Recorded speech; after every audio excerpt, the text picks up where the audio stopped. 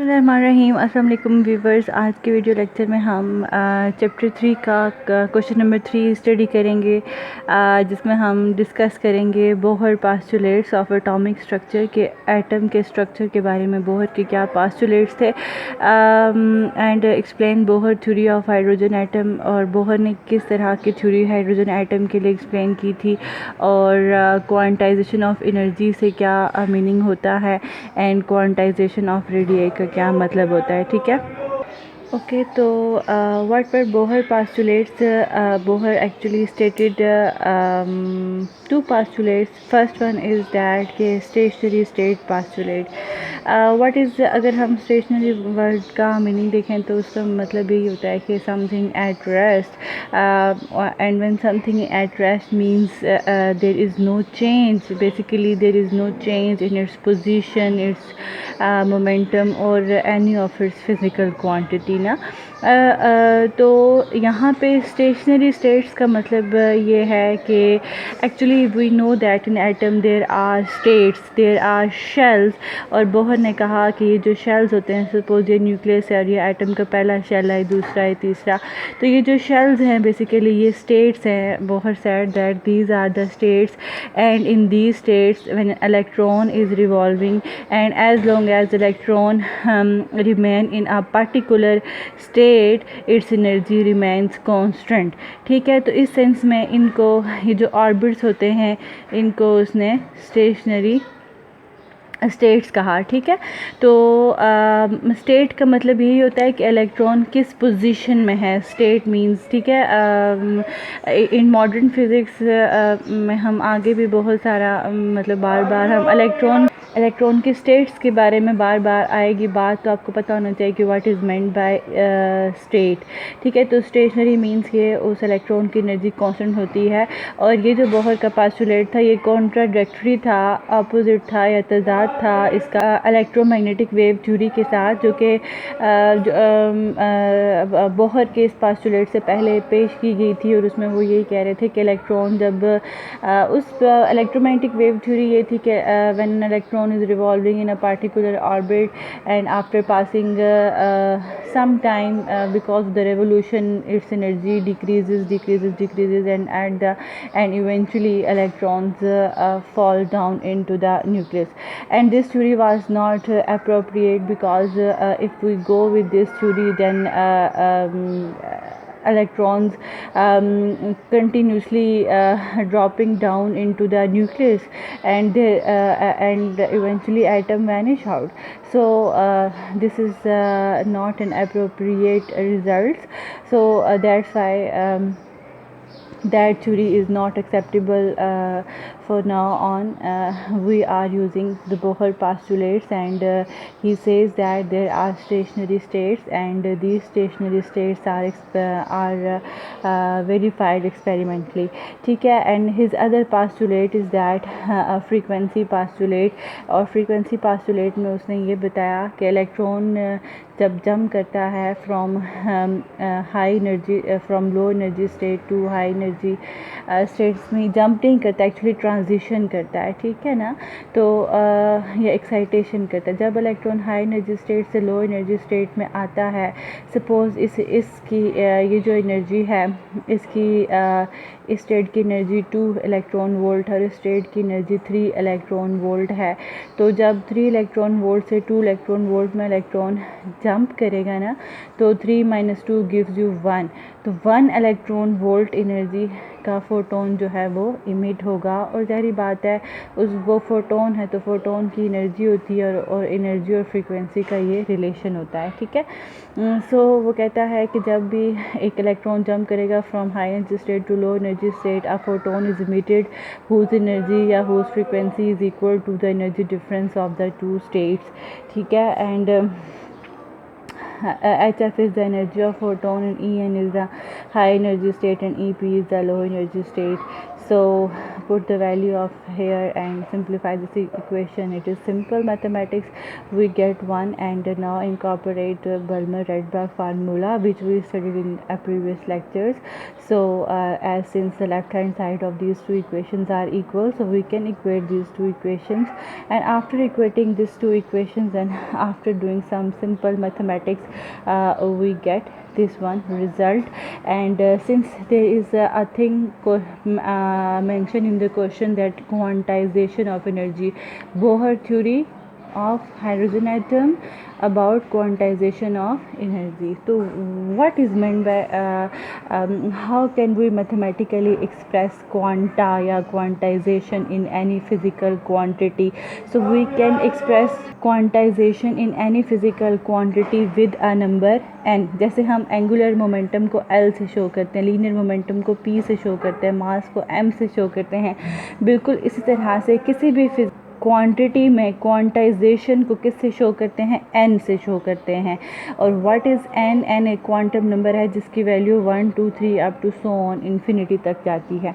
ठीक है. सो अगर यहाँ पे एनर्जी में n आ चुका है तो इसका मतलब ये है कि एनर्जी क्वांटाइज्ड है. किसकी एनर्जी क्वांटाइज्ड है? जो एटम के अंदर जो इलेक्ट्रॉन्स होते हैं उनकी एनर्जी क्वांटाइज्ड है. और माइनस साइन आपको ये शो कर रहा है कि if you want to knock out electron or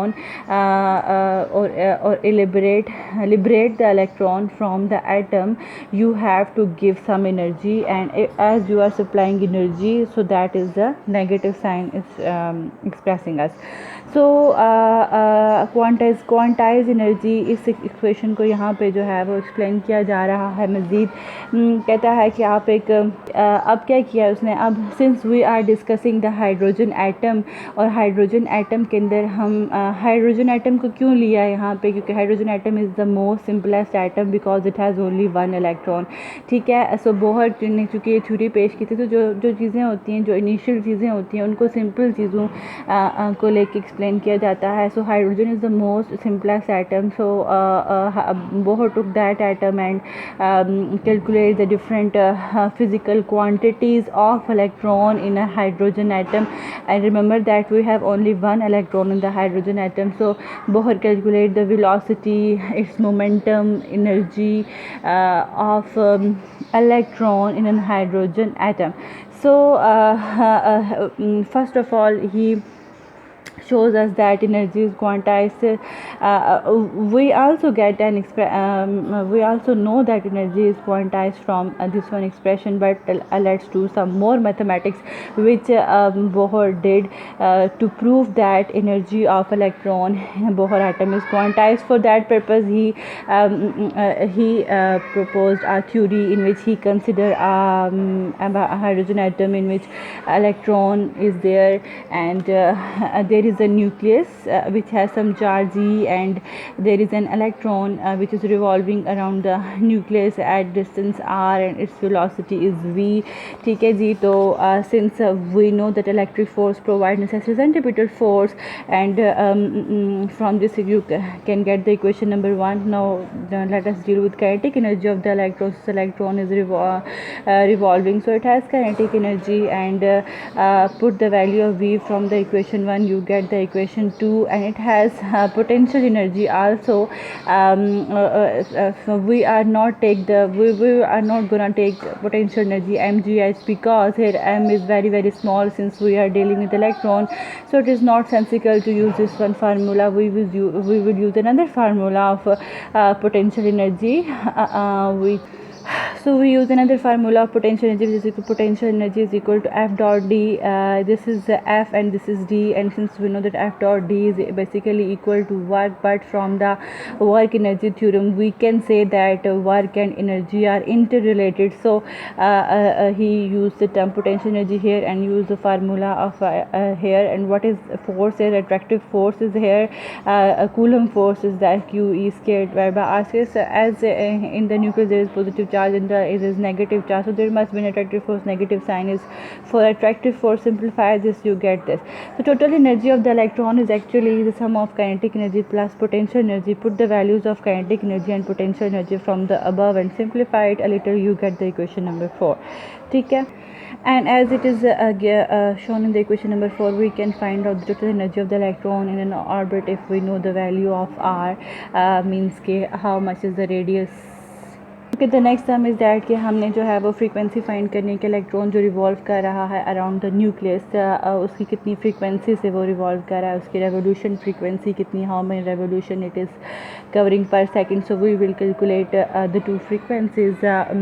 one is classical frequency, मतलब हम क्लासिकल फिजिक्स यूज़ करके फ्रीक्वेंसी कैलकुलेट करेंगे, देन क्वांटम फिजिक्स यूज़ करके फ्रीक्वेंसी कैलकुलेट करेंगे. So okay, so we will go from this formula omega is equal to pi. Take out the value of f and put the value of omega here from this one relation, and velocity of v we calculated previously, put that value, we get equation number 5. But in this equation all parameters are known except r cube.